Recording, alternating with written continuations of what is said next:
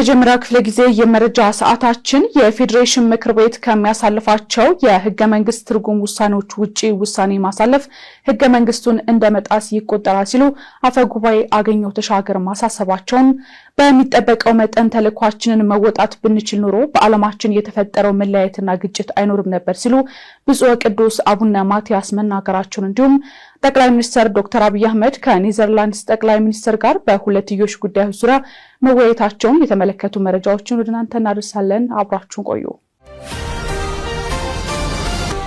የፌዴሬሽን ምክር ቤት ከሚያሳልፋቸው የህገ መንግስት ትርጉም ውሳኔዎች ውጪ ውሳኔ ማሳለፍ ህገ መንግስቱን እንደመጣስ ይቆጠራል ሲሉ አፈጉባኤ አገኘሁ ተሻገር አሳሰቡ።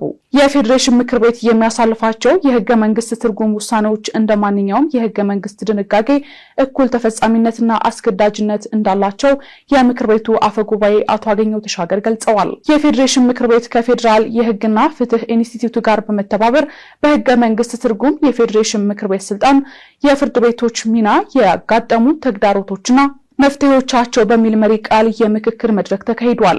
በመድረኩ ላይ ንግግር ያደረጉት የምክር ቤቱ አፈጉባኤ አቶ አገኘሁ ተሻገር የምክር ቤቱ የትርጉም ውሳኔው ከተላለፈ በኋላ በሚከሰቱ ተመሳሳይ ጉዳዮች ሁሉ ተፈጻሚ የመሆን አስገዳጅነት አላቸው ብለዋል። በመሆኑም ከምክር ቤቱ የትርጉም ውሳኔ ውጪ ውሳኔ ማሳለፍ ህገ መንግስቱን እንደመጣስ እንደሚቆጠርም አሳስበዋል። አንዳንድ ፍርድ ቤቶች የምክር ቤቱን የመጨረሻ ውሳኔዎች በድጋሚ የመመልከት ዝንባሌ እንደሚያሳዩ የጠቀሱት አቶ አገኘሁ ተሻገር ይህ ድርጊት በህግ ስርዓቱ ላይ እንቆቅልሽ ከመፍጠሩም ባለፈ የህግ የበላይነትን ጥያቄ ውስጥ የሚጥል ነው ብለዋል። ማንኛውም ከምክር ቤቱ ውሳኔ ጋር የሚቃረን እርምጃ በህገ መንግስቱ አንቀጽ 9(1) መሰረት ተቀባይነት እንደማይኖረው አስታውቀዋል። አፈጉባኤው የዳኝነትና የፍትህ ተቋማት የህገ መንግስቱን የበላይነት የማረጋገጥ የማክበርና የማስከበር ህገ መንግስታዊ ግዴታቸውን እንዲወጡም ጥሪ አቅርበዋል። በሚጠበቀው መጠን ተልኳችንን መወጣት ብንችል ኖሮ በዓለማችን የተፈጠረው መለያየትና ግጭት አይኖርም ነበር ሲሉ ብፁዕ ቅዱስ አቡነ ማትያስ ተናገሩ።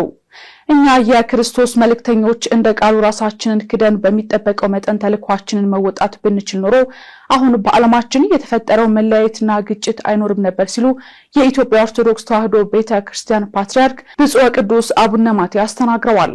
ብፁዕ ቅዱስ አቡነ ማትያስ ከበዓለ ትንሣኤ በ25ኛው ቀን የሚካሄደውን ዓመታዊ የርክበ ካህናት የቅዱስ ሲኖዶስ ምልዓተ ጉባኤ አስመልክተው በዛሬው ዕለት መልእክት አስተላልፈዋል። ብፁዕነታቸው በመልእክታቸውም ችግሩን ሙሉ በሙሉ ማስቀረት ባንችልም በእጅጉ መቀነስና አቅሙን ማዳከም እንችል ነበር። ነገር ግን ተልኳችንን በአግባቡ አለመወጣት አንድ ነገር ሆኖ ሳለ የዓለሙ መሳሪያ ሆነን መገኘታችን ደግሞ ተጨማሪ ችግር ሆኖ ይስተዋላል ሲሉ ገልጸዋል። ይሁንና አሁንም ህዝቡን ወደ አንድነት፣ ወደ ፍቅር፣ ወደ ሰላም፣ ወደ ዘላቂ የጋራ ጥቅምና ወደ ፈሪሃ እግዚአብሔር ማምጣት የጉባኤያችን አብይ ተግባር ሊሆን ይገባል በማለት ቅዱስነታቸው መልእክታቸውን አስተላልፈዋል። ሀገርን ኃላፊነት የተረከባችሁና አማራጭ ሐሳብ አለን ብላችሁ የምትንቀሳቀሱ ምሁራን የህዝቡን ፍላጎትና የልብ ትርታ በሚገባ አዳምጡ ያሉት ብፁዕ ቅዱስ አቡነ ማትያስ ህዝቡ የሚፈልገው በአንድነትና በእኩልነት መኖር፣ በሰላም ወጥቶ መግባት፣ ፍትህን ማስፈን፣ ለድሮ የሚበቃ ምጣኔ ሀብትን ማግኘት፣ የእምነት ነጻነትና እኩልነት መረጋገጥ ናቸውም ብለዋል። የህዝቡን ፍላጎትና የልብ ትርታ በሚገባ አዳምጡ። ህዝቡ የሚፈልገው በአንድነትና በእኩልነት መኖር፣ በሰላም ወጥቶ መግባት፣ ፍትህና ርትዕን ማስፈን፣ ለኑሮው የሚበቃው ምጣኔ ሀብትን ማግኘት፣ የእምነት ነጻነትና እኩልነት መረጋገጥ እና የመሳሰሉት ናቸው። ህዝቡ እነዚህ ከተሟሉለት ተደመጠ ማለት ነው። ከተደመጠ ደግሞ እሱም በበኩሉ ያደምጣል ይከተላልም። ስለሆነም ለሁሉም ልጆቻችንና ወገኖቻችን የምናስተላልፈው ወቅታዊ ጥሪ ሁሉንም ችግሮቻችን በሰላምና በሰላም ብቻ ለመፍታት ተባበሩ የሚል ነው። ፓትርያርኩ አክለውም ሰውን መያዝ የሚቻለው ህሊናን በመርታት እንጂ በሌላ አይደለም በማለት ገልጸው ህዝቡ እነዚህ ከተሟሉለት ተደመጠ ማለት ነው። ከተደመጠ ደግሞ እሱን በበኩሉ ያዳምጣል። ስለሆነም ለሁሉም ልጆቻችንና ወገኖቻችን የምናስተላልፈው ወቅታዊ ጥሪ ሁሉንም ችግሮቻችንን በሰላም ብቻ ለመፍታት ተባበሩ ብለዋል። ከዚህ ውጪ የሚደረገው አማራጭ ሁሉ ለዘላቂ ሰላማችን አይበጅም በማለትም አባታዊ መልእክታቸውን አስተላልፈዋል። ጠቅላይ ሚኒስትር ዶክተር አብይ አህመድ ከኔዘርላንድ ጠቅላይ ሚኒስትር ጋር በሁለትዮሽ ጉዳዮች ዙሪያ መወያየታቸውን አስታወቁ። ጠቅላይ ሚኒስትር አብይ አህመድ ከኔዘርላንድ ጠቅላይ ሚኒስትር ሮብ ጄተን ጋር ውጤታማ የስልክ ውይይት ማድረጋቸውን በማህበራዊ ትስስር ገጻቸው ላይ አስፍረዋል። ጠቅላይ ሚኒስትር አብይ አህመድ ካስተላለፉት መልእክት ከጠቅላይ ሚኒስትር ሮብ ጄተን ጋር በነበራቸው ቆይታ በሁለትዮሽ ጉዳዮች ዙሪያ ምክክር ማድረጋቸውን አስታውቀዋል። በውይይቱም በኢትዮጵያና በኔዘርላንድ መካከል በተለያዩ ዘርፎች ያለውን ትብብር ይበልጥ ማጠናከር በሚቻልባቸው መንገዶች ላይ የሐሳብ ልውውጥ ማድረጋቸውንም ጠቁመዋል። ከአንድ ዓመት በፊት የካቲት 13 ቀን 2017 ኢትዮጵያና ኔዘርላንድ የሁለትዮሽና ባለብዙ ወገን ዲፕሎማሲያዊ ትብብራቸውን ለማጠናከር መስማማታቸው ይታወሳል።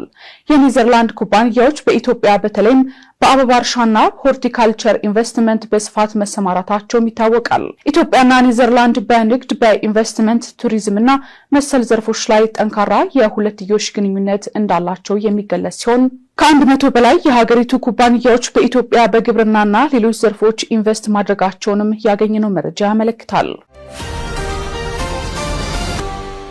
የተወደዳችሁ ተመልካቾቻችን እየተከታተላችሁት ያላችሁት ከአባይ ቴሌቪዥን የአውደ ዜና የመረጃ ሰዓታችን አሁንም ቀጥሏል። ወደ ሁለተኛው ዙር ጥንቅራችን ስናልፍ ደግሞ በትግራይ ክልል ለሚደርሰው ጥፋት ሁሉ ተጠያቂ ጦርነት እየመራ ያለው ቡድን ነው ሲል ስምረት ፓርቲ ማሳሰቡን ከ30 የአፍሪካ ሀገራት የተውጣጡ 61 የሚሆኑ ታዋቂ የማህበራዊ ሚዲያ ተጽዕኖ ፈጣሪዎች ወደ አዲስ አበባ መግባት መጀመራቸውን ጨምሮ ሌሎች ዜናዎችን ዘነበ ህሉፍ እንደሚከተል ያቀርባቸዋል።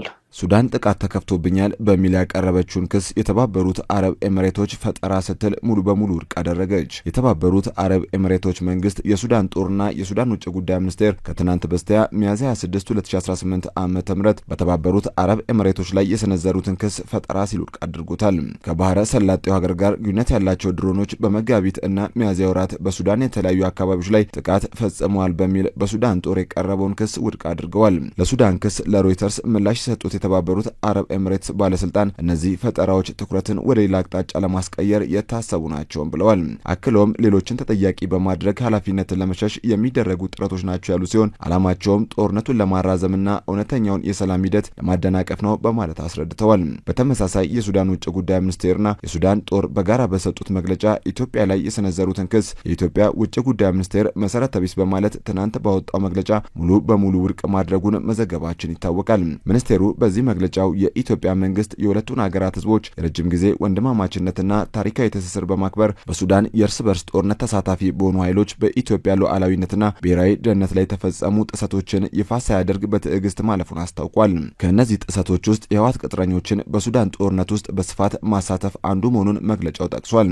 የሱዳን ጦር ለእነዚህ የህወሓት ቅጥረኞች የጦር መሳሪያና የገንዘብ ድጋፍ በማድረግ በኢትዮጵያ ምዕራባዊ ድንበር በኩል ጥቃት እንዲፈጽሙ ሁኔታዎችን ማመቻቸቱን የውጭ ጉዳይ ሚኒስቴር ገልጿል። በትግራይ ክልል ለሚደርሰው ጥፋት ሁሉ ተጠያቂው ጦርነት እየጠራ ያለው ቡድን ነው ሲል ስምረት ፓርቲ አሳሰበ። በምርጫ ቦርድ የተሰረዘው የህወሓት ቡድን ከጦርነቱ በፊት የነበረውን ምክር ቤት መልሻለሁ በማለት ዶክተር ደብረጽዮን ገብረ ሚካኤልን የክልሉ ፕሬዝዳንት አድርጌ ሾሜያለሁ ማለቱን ተከትሎ የተለያዩ አካላት የሚሰነዝሩት ጠንከር ያለ ትችት እንደቀጠለ ነው። አሁን ደግሞ የስምረት ፓርቲ የሚዲያና ኮሚኒኬሽን አስተባባሪ አቶ ብርሃነ ገብረ ኢየሱስ በሰጡት አስተያየት ወደ ትግራይ ጦርነትን የሚጠሩት የህወሓት ቡድን አካላት እጆቻችን እንደቀድሞ በመላ ዓመት መስዋዕትነት ይድናሉ ብለው እንዳያስቡ ሲሉ ገልጸዋል። አቶ ብርሃነ በትግራይ ለሚደርሰው ጥፋት ሁሉ እነዚህ እጆች ቁጥር 1 ተጠያቂ ናቸው በማለት አሳስበዋል። የስምረት ፓርቲ ማዕከላዊ ኮሚቴ አባል አቶ ጣማራ ዱን በበኩላቸው ዶክተር ደብረጽዮንን ፕሬዝዳንት አድርገው ሾመዋል። ይህንን ቀድሞ እንደሚሆን እናውቅ ነበር ብለዋል። አቶ ጣመ በ2013 ከተመረጡት የክልል ምክር ቤት አባላት በእርግጠኝነት መናገር የሚቻለው 35 በመቶ የሚሆኑት አልተሰበሰቡም ያሉ ሲሆን ምክንያቱም የምክር ቤት አባላት ሆነው የስምረት የወለዶ ፓርቲ አባላት ሲሆኑ አሉ የማንም አባል ያልሆኑ አዲስ አበባና ትግራይ ሆኖም ያልገባሉ ብለዋል። በየቀበሌው ሰው እንዲተካ አድርገው ነው ስብሰባ ውስጥ ያስገቡት፣ በራሳቸው ሚዲያ ብቻ እንዲቀረጽ ነው ያደረጉት ሲሉም ገልጸዋል። እንደ ስምረት ፓርቲም ይህንን የፕሪቶሪያ ስምምነት የሚጥስና ወደ ጦርነት የሚመልስ መንገድ አንቀበለውም ብለዋል። ጊዜያዊ አስተዳደሩንና የፕሪቶሪያ ስምምነትን አፍርሶ የሚደረግ የፕሬዝዳንት ሹመት ሌላ ጦርነት ማወጅ ነው ያሉት የፓርቲ አመራሩ ሌላ ነገር የለውም ሲሉ አክለዋል። የስምረት ፓርቲ ሊቀመንበርን አቶ ጌታቸው ረዳን ጨምሮ የስምረት ፓርቲ አመራሮችና በትግራይ የሚንቀሳቀሱ የፖለቲካ ፓርቲ አመራሮች ይህን የህወሓት ቡድንን ውሳኔና እንቅስቃሴ እየተቃወሙ ይገኛሉ። ከ30 የአፍሪካ ሀገራት የተውጣጡ 61 የሚሆኑ ታዋቂ የማህበራዊ ሚዲያ ተጽዕኖ ፈጣሪዎች ወደ አዲስ አበባ መግባት ጀመሩ። በመጀመሪያው የአፍሪካ ማህበራዊ ሚዲያ ተጽዕኖ ፈጣሪዎች ጉባኤ ላይ ለመሳተፍ ከ30 የአፍሪካ ሀገራት ተውጣጡና በአጠቃላይ 321 ሚሊዮን ተከታዮች ያሏቸው 61 ታዋቂ ተጽዕኖ ፈጣሪዎች ወደ አዲስ አበባ መግባት ጀምረዋል። ጉባኤው በፐልስ ኦፍ አፍሪካ ሚዲያና በኤጂኤ ቴክ ኢንተርፕራይዝ የጋራ ትብብር የተዘጋጀ ሲሆን መርሃ ግብሩ ከነገ ሐሙስ ሚያዝያ 9 እስከ ሚያዝያ 30 ቀን 2018 ዓመተ ምህረት እንደሚካሄድ ተገልጿል። አድዋ ድል መታሰቢያ ሙዚየም የሚካሄደው ይህ አህጉራዊ መድረክ አፍሪካ በዲጂታሉ ዓለም ያላትን ድምጽ ለማጉላትና ትክክለኛውን የአፍሪካ ትርክት ለዓለም ለማስተዋወቅ ያለመ ነው ተብሏል። የአፍሪካ የማህበራዊ ሚዲያ ተጽዕኖ ፈጣሪዎች ጉባኤ በተጽዕኖ ፈጣሪዎች፣ ፖሊሲ አውጪዎች፣ በአፍሪካ ዲያስፖራዎችና በግሉ ዘርፍ ተዋናዮች መካከል የረጅም ጊዜ ትብብር የሚፈጠርበት መድረክ መሆኑም ተገልጿል። ጉባኤው በአፍሪካ ያሉ ተጽዕኖ ፈጣሪዎች የሚሰባሰቡበት፣ ስለ ስራቸውና ስለ አፍሪካ የሚናገሩበት እንዲሁም ስለ ይዘት ፈጠራና ስለሚገጥሟቸው ተግዳሮቶች የሚወያዩበት መድረክ መሆኑን ተጠቁሟል። ሰው ሰራሽ አስተውሎት ወይም ኤአይ በመጠቀም የይዘት ፈጣሪነት የወደፊት ሁኔታ፣ የአፍሪካ አዎንታዊ ገጽታን መገንባትና የዲጂታል ተጽዕኖን ከአፍሪካ ህብረት የ2063 አጀንዳ ጋር ማጣጣም የሚሉ ጉዳዮች ላይ 3 የከፍተኛ ደረጃ የፓናል ውይይቶች ይካሄዳሉ ተብሏል። ጉባኤው በችግር ላይ የተመሰረተ ዘገባን በእውነተኛ የአፍሪካ የእድገት ታሪኮች ለመተካት የታለመ ስትራቴጂካዊ እርምጃ መሆኑን ተመላክቷል። እነዚህ የይዘት ውጤቶች የአፍሪካን መልካም ገጽታ ለዓለም፣ የኢትዮጵያንም መልካም ገጽታ ለአፍሪካውያን ማሳየት የሚችሉ መሆናቸውም ተገልጿል። አሜሪካ ሆርሙዝን ለማስከፈት የጀመረችውን ዘመቻ ካቆመች በኋላ ፍትሐዊና ሁሉን አቀፍ ስምምነት ማድረግ እንደምትፈልግ ኢራን አስታወቀች። የኢራን ድርድር መሻሻል ማሳየቱን ተከትሎ ትራምፕ ሀገራቸው በሆርሙዝ ሰርጥ የጀመረችውን ወታደራዊ ዘመቻ በጊዜያዊነት ማገዷን አስታውቀዋል። ይህንን ተከትሎ ቻይና የሚገኙት የኢራን ውጭ ጉዳይ ሚኒስትር በድርድሩ ህጋዊ መብቶቻችንና ጥቅሞቻችንን ለመከላከል የምንችለውን ሁሉ እናደርጋለን ሲሉ ተናግረዋል። ቻይና በበኩሏ የሆርሙዝ ወሽመጥ በተቻለ ፍጥነት ዳግም እንዲከፈት ጠይቃለች። ዝርዝሩን ዘሩፋይል ሀብታሙ እንደሚከተል ያቀርበዋል። አሜሪካ ሆርሙዝን ለማስከፈት የጀመረችውን ዘመቻ ካቆመች በኋላ ፍትሐዊና ሁሉን አቀፍ ስምምነት ማድረግ እንደምትፈልግ ኢራን አሳወቀች። የአሜሪካው ፕሬዝዳንት ዶናልድ ትራምፕ ከኢራን ጋር እየተደረገ ያለው ድርድር መሻሻል ማሳየቱን በመጥቀስ በሆርሙዝ ሰርጥ በኩል የሚያልፉ መርከቦችን ለማጀብ ተጀምሮ የነበረው ወታደራዊ ዘመቻ ለጊዜው እንዲቆም ትዕዛዝ አስተላልፈዋል። ኢራን በበኩሏ ከአሜሪካ ጋር ፍትሐዊና ሁሉን አቀፍ ስምምነት ማድረግ እንደምትፈልግም ገልጻለች። በአሜሪካ የነጻነት ፕሮጀክት በሚል መጠሪያ የተጀመረውና በሆርሙዝ ሰርጥ በኩል መርከቦችን ለማጀብ የታቀደው ይህ ዘመቻ የሚደረገው ስምምነት እድል ለመስጠት ሲባል ለተወሰነ ጊዜ እንዲቆም መወሰኑ ነው ትራምፕ የተናገሩት። ፕሬዝዳንቱ የውሳኔ የተላለፈው ፓኪስታንን ጨምሮ ከተለያዩ ሀገራት የቀረበላቸውን ጥያቄ መሰረት በማድረግ መሆኑና ከቴህራን ጋር የሚደረገው ንግግርም ውጤት ሊያመጣ የሚችልበት ደረጃ ላይ በመድረሱ መሆኑንም ገልጸዋል። ኢራን በበኩሏ ከአሜሪካ ጋር በሚኖራት ድርድር ፍትሐዊና ሁሉን አቀፍ ስምምነት ካልሆነ በስተቀር እንደማትቀበል በውጭ ጉዳይ ሚኒስትሯ በኩል አሳውቃለች። ማክሰኞ ዕለት ትራምፕ ከቴህራን ጋር የሚደረገው ንግግር ትልቅ መሻሻል እያሳየ መሆኑን ተናግረው እንደነበርም አይዘነጋም። በቻይና ርዕሰ መዲና የሚገኙት የውጭ ጉዳይ ሚኒስትሩ አባስ አራጋቺ በድርድሩ ህጋዊ መብቶቻችንና ጥቅሞቻችንን ለመከላከል የምንችለውን ሁሉ እናደርጋለን ሲሉ መናገራቸውን የኢራን መገናኛ ብዙሃን ዘግበውታል። አባስ አራጋቺ ከቻይና ባለስልጣናት ጋር ከተገናኙ በኋላ ፍትሐዊና የተሟላ ስምምነት ብቻ እንቀበላለን ማለታቸውን ነው መገናኛ ብዙሃኑ የተናገሩት። ትራምፕ በትላንትናው ዕለት በኢራን ወደቦች ላይ የተጣለው እገዳ ሙሉ በሙሉ ተግባራዊ ሆኖ እየቀጠለ ሳለ ፕሮጀክት ፍሪደም ስምምነቱ ይጠናቀቅና ይፈረም እንደሆነ ለማየት ለአጭር ጊዜ እንዲቆም በጋራ ተስማምተናልም ብለዋል። ከዚሁ ጋር ተያይዞ ሮይተርስ የፓኪስታን ምንጮችን ጠቅሶ አሜሪካና ኢራን ጦርነቱን ለማቆም የሚያስችል አንድ ገጽ የመግባቢያ ሰነድ ለመፈራረም መቃረባቸውንም ዘግቦታል። በስም ያልተጠቀሱት ምንጮችን ለሮይተርስ በቅርቡ እንፈርማለን ሲሉም ነው የተናገሩት። አክሲዮስ በበኩሉ ዋይት ሀውስ ጦርነቱን ለማቆም የሚያስችል ሰነድ ላይ ለመፈራረም መቃረቡን እንደሚያምን ዘግቦታል። ሁለት የአሜሪካ ባለስልጣናት ባለስልጣናትን ማናገሩን እንዲሁም በጉዳዩ ላይ ማብራሪያ የሰጣቸውን ሁለት ሌሎች ምንጮችን የጠቀሰው መገናኛ ብዙሃኑ የመግባቢያ ሰነዱ ሊፈረም መሆኑን አረጋግጦታል። ባለ አንድ ገጽ ነው የተባለው የመግባቢያ ሰነድ ስለ ኒውክሌር ድርድር ማዕቀፍን እንደሚያስቀምጥም ጠቅሶታል። ከነዚህ መካከል የኢራን የኒውክሌር ፕሮግራም መቋረጥ፣ የማዕቀብ መነሳትና በሆርሙዝ ወሽመጥ ያለምንም እክል መርከቦች እንዲንቀሳቀሱ ማድረግ በሰነዱ ላይ መካተታቸውን ዘግቦታል። በሁለቱ ሀገራት ንግግር ውስጥ የኒውክሌር ፕሮግራም መቋረጥና የሆርሙዝ ወሽመጥ ዳግም መከፈት ሳይግባባቸው የቆዩ ጉዳዮች መሆናቸውም አይዘነጋም። አክሲዮስ ምንጮችን ጠቅሶ በርካቶች በሰነዱ ላይ የተጠቀሱት ነጥቦችን የመጨረሻ ስምምነት እንዳልተደረሰባቸው አሳውቋል። አሜሪካ በሚቀጥሉት 48 ሰዓታት ውስጥ ከቴህራን ምላሽ ለማግኘት እየጠበቀች ሲሆን እስካሁን ምንም አይነት ስምምነት የተደረሰበት ነገር አለመኖሩን ምንጮችን ጠቅሶ አክሲዮስ ዘግቦታል። የበንዲ እንዳለ የቻይና ውጭ ጉዳይ ሚኒስትር የሆርሙዝ ወሽመጥ በተቻለ ፍጥነት ዳግም እንዲከፈትም ጠይቀዋል። ቻይና ሁሉን አቀፍ የተኩስ አቁም ስምምነት ማድረግ አስቸኳይ ቅድሚያ የሚሰጠው ጉዳይ እንደሆነ ታምናለች። ግጭትን ዳግም መቀስቀስ አስፈላጊ አይደለም በማለት በውጭ ጉዳይ ሚኒስትሯ በኩል አሳውቃለች። የባህር ወሽመጡን በተመለከተ ዓለም አቀፉ ማህበረሰብ መደበኛና ደህንነቱ የተጠበቀ እንቅስቃሴ ወደ ነበረበት በመመለስ ረገድ የጋራ ስጋት አለው። ቻይናም የሚመለከታቸው አካላት ከዓለም አቀፍ ማህበረሰብ ለሚመጣው ጠንካራ ጥሪ በተሻለ ፍጥነት ምላሽ እንደሚሰጡ ተስፋ እንደምታደርግም ተገልጿል።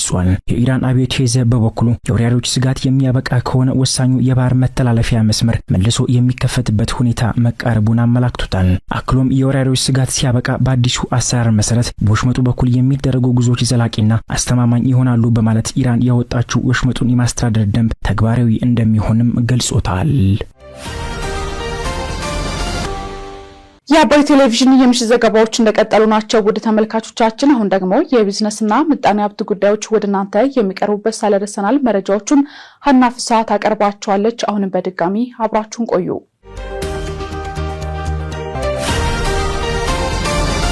የኢትዮጵያ የኃይል ማምረት አቅም ከ9752 ሜጋዋት በላይ መድረሱን የኤሌክትሪክ ኃይል ገለጸ። የኢትዮጵያ ኤሌክትሪክ ኃይል የታላቁ የኢትዮጵያ ህዳሴ ግድብ የአይሻ 2ና የአሰላ የነፋስ ኃይል ማመንጫዎች በስኬት ተጠናቀው ወደ ስራ በመግባታቸው የሀገሪቱ የኃይል ማምረት አቅም ከ9752 ሜጋዋት በላይ መድረሱን አስታውቋል። የኢትዮጵያ ኤሌክትሪክ ኃይል የኮርፖሬት ኮሚኒኬሽን ዳይሬክተር አቶ ሞገስ መኮንን የኤሌክትሪክ ኃይል ፍላጎት ከጊዜ ወደ ጊዜ ያደገ መምጣቱን ተናግረዋል። በኢትዮጵያ የኤሌክትሪክ ኃይል ፍላጎት እንዲጨምር ምክንያት ከሆኑት ውስጥም የከተሞች እድገት፣ የኢንዱስትሪዎች መስፋፋትና ከዲጂታል ሽግግር ጋር በተያያዘ መሆኑን ገልጸዋል። የኢትዮጵያ ኤሌክትሪክ ኃይል ዘመኑ የሚጠይቀውን ኃይል ለማቅረብና የዜጎችን ፍላጎት ለማሟላትም የተሟላ አገልግሎት ለመስጠት የኃይል ማመንጫ ጣቢያዎችን ማስፋፋትና ማዘመን፣ የኃይል ማስተላለፊያ መስመሮች መገንባት መቻሉን ገልጸዋል። በኢትዮጵያ 44 በመቶ የነበረው የኃይል ተደራሽነት ሽፋን ባለፉት 7 ዓመታት የኃይል መሰረተ ልማቶችን በማስፋፋት ሽፋኑን ወደ 54 በመቶ ማሳደግ እንደተቻለም አቶ ሞገስ ተናግረዋል። ከ7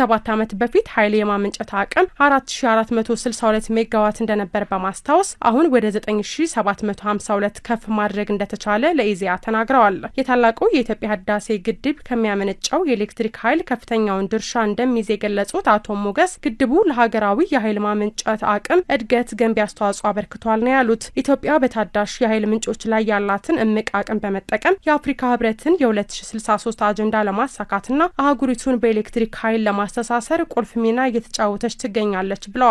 ሀገራዊ የኃይል አቅርቦት ፍላጎቶችን ለመመለስ በተከናወኑ ተግባራትም ተጨባጭ ውጤቶች የተመዘገቡ ቢሆንም የኢትዮጵያ ፈጣን እድገት የሚመጥን የኃይል ተደራሽነትን ለማረጋገጥ ግን ቀሪ ስራዎች አሉ ነው ያሉት።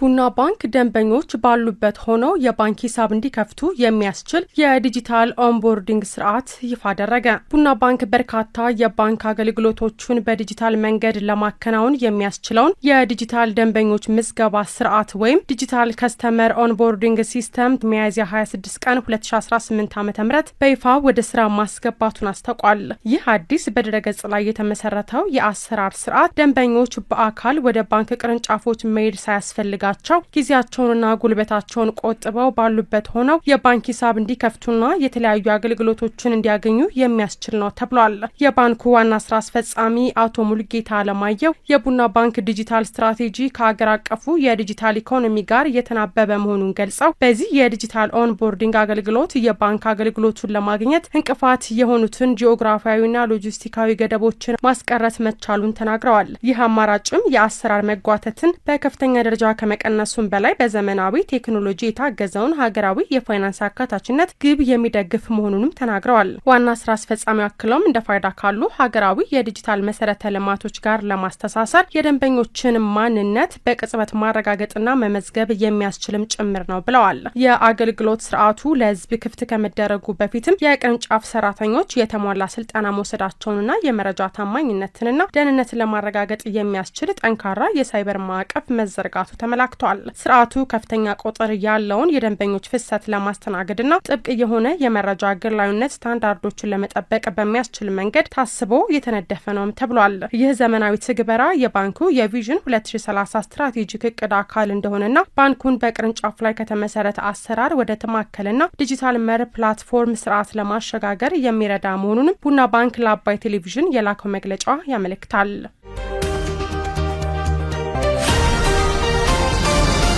ሳፋሪኮም ኢትዮጵያ በማያውቋቸው የውጭ ሀገር ቁጥሮች አማካኝነት እየተፈጸመ ባለው የማጭበርበር ድርጊት ላይ ደንበኞቹ ጥንቃቄ እንዲያደርጉ አሳሰበ። ሳፋሪኮም ኢትዮጵያ ደንበኞቹ በማያውቋቸው ዓለም አቀፍ ስልኮች አማካኝነት ለከፍተኛ የገንዘብ ብክነትና ለማጭበርበር ድርጊት እንዳይጋለጡ አስቸኳይ የጥንቃቄ መልእክት አስተላልፏል። አጭበርባሪዎቹ ደንበኞች ተመልሰው እንዲደውሉ በማድረግ ከፍተኛ የውጭ ሀገር ጥሪ ክፍያ እንዲቆርጥባቸው የሚያደርግ ስልት እየተጠቀሙ መሆኑን አስታውቋል። ሳፋሪኮም ኢትዮጵያ ዛሬ ባወጣው መረጃ መሰረት ግለሰቦች በማያውቋቸው የውጭ ሀገር ስልክ ቁጥሮች አማካኝነት ወይም ሚስኮል የጥሪ ምልክት በማድረግ ደንበኞች ተመልሰው እንዲደውሉ የማሳሳት ስራ እየሰሩ ይገኛሉ ብሏል። እንደ ተቋሙ ገለጻ በተለይም በፕላስ 601 ፕላስ 993 ፕላስ 371 ፕላስ 37 ፕላስ 255 ፕላስ 375 እና ፕላስ 381 መሪ ኮዶች የሚጀምሩ ስልኮች ለማጭበርበሪያነት በስፋት